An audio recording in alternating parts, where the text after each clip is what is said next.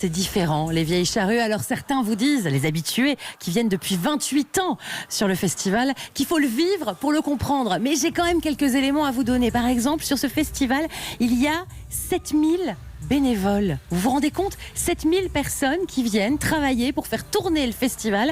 Ils ne sont pas payés, ils sont 7000. C'est l'âme du festival qui est 100% associatif.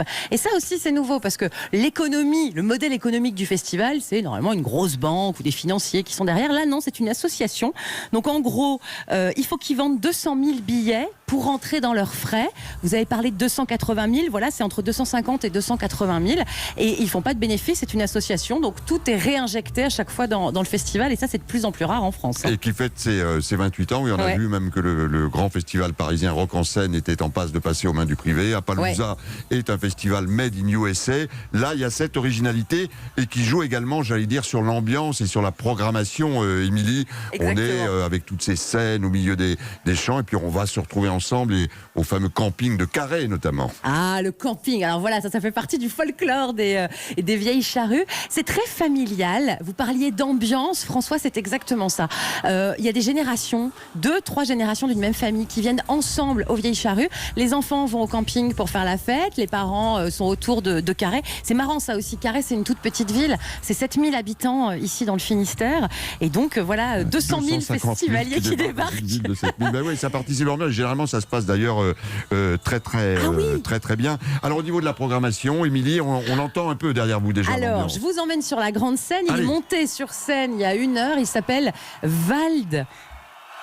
Et alors, il y a, je sais pas, des dizaines de milliers de jeunes gens. C'est plutôt jeune, le public de Vald, puisque c'est du hip-hop. C'est un rappeur qui vient d'Aulnay-sous-Bois.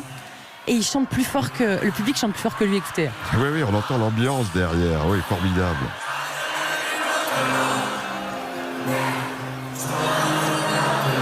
Au niveau rap, ce soir, la tête d'affiche, c'est Booba. Et il y aura aussi une création de l'humoriste Jamel Debbouze. Jamel et un DJ, voilà, ensemble, qui feront le show tout à l'heure, un petit peu après 20h.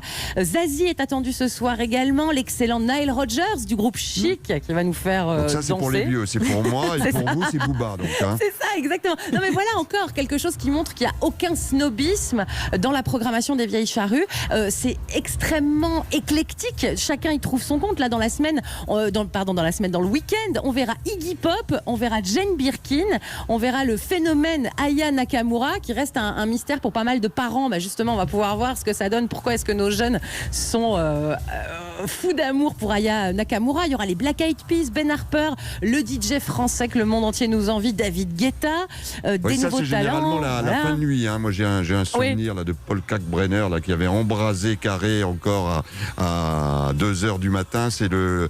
Allez, on termine en techno pour faire la fête, généralement. Et il revient ce soir, Paul Kalkbrenner. Vous avez peut-être le temps, si vous prenez un petit hélicoptère. Mais non, je peux pas, j'ai de la radio à faire ici. Il joue à 1h45 et jusqu'à 3h du matin. François, je compte sur vous. Hein. Oui, non, mais vous allez tout me raconter et vous allez nous transmettre via les ondes vos vibrations. Et puis, il faut dire, une très grande star hors génération, enfin une icône même, Monsieur Iggy Pop sera là. Ouais, Iggy Pop, alors lui il joue demain à 22h40, donc il croisera Jane Birkin dans les loges. J'espère pouvoir prendre une photo de cette rencontre, parce que je pense que ça peut être vraiment intéressant quand même que les deux se croisent.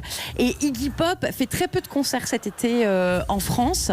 C'est toujours très impressionnant de le voir, parce qu'il ressemble un peu, vous savez, à un papyrus maintenant, un papyrus égyptien. Et au moment où on le lâche sur scène, il devient le Iggy des années 70. Il se tortille, il est torse nu avec un jean ultra moulant. Parfois même il monte ses fesses quand il est d'humeur.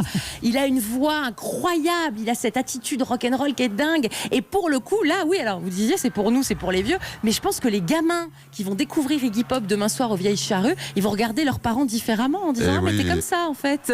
Et ils vont comprendre, Émilie, que le rock ne meurt jamais. Il se transforme seulement. Et, on est heureux à Europe 1 d'être associés aux Vieilles Charrues de ce studio Europe 1. On va être heureux de partager avec vous à distance toutes ces émotions. Un petit mot juste sur la météo, parce qu'on nous parlait de pluie du côté de la Bretagne, Elena Morna. C'est drôle, parce que j'ai appelé le directeur du festival tout à l'heure sur le chemin en disant bon alors il fait beau, il fait pas beau. Il m'a dit ça c'est vraiment une question de pas bretonne. Il me dit c'est soleil breton, donc c'est soleil mais avec quelques nuages, parce que sinon il fait trop chaud.